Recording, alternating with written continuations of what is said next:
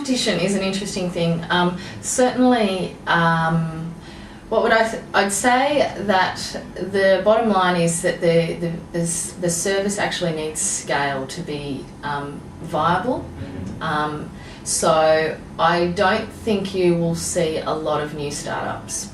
I don't think there's a large market out there, but it takes time to convert people to the idea. So it's great that there's various companies out there at the moment, and you know we do have a major competitor in GoGet, and there are some smaller players in the other cities, in Adelaide and Perth and Brisbane.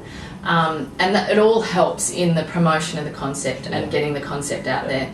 However, I don't believe that there will be more than one or two car share operators in Australia in the long term. Like I said, it's a very low margin business. You need considerable scale to be viable, and I just don't think that for anywhere in the world, the only single city based car share operators that exist are not-for-profits, and that indicates to you that that schemes are being run as not-for-profits in lots of places in the world, and that's because there's not much profit to be made unless you've got considerable scale.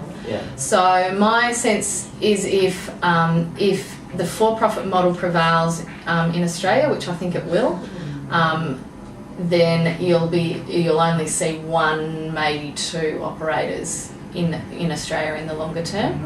I think you'll see consolidation, maybe merger of the smaller standalone city, Adelaide and Perth and stuff like that, and you'll probably only see one or two major operators in the country.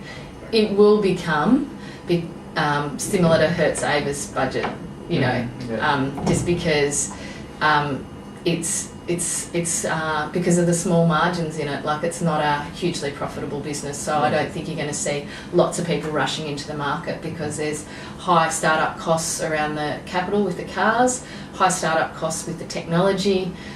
So I think it's unlikely that we'll see a lot of new entrants into the market in Australia.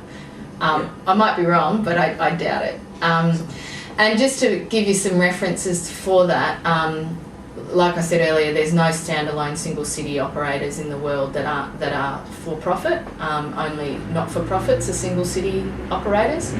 And in say North America, or in the US explicitly, there was an operator on the West Coast called Flexicar. Flexicar was a consolidation of about 3 or 4 smaller single city operators that were operating on the West Coast, and they joined to become Flexicar.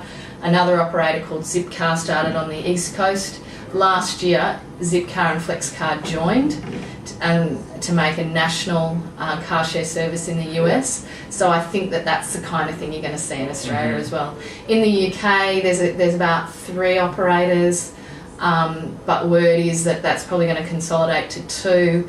In Europe, there's a handful of only 3 or so operators, but they tend to operate like Green Wheels operates across 3 countries, that sort of thing. There's one national one in Switzerland, there's one national one in Germany. So I think competition it really helps in the early days to get the word out there, to have more people talking about it and comparing, and it makes the services better, because they've got to refine their offering and make sure they're providing the best and to survive. But I think in the long run you'll see consolidation.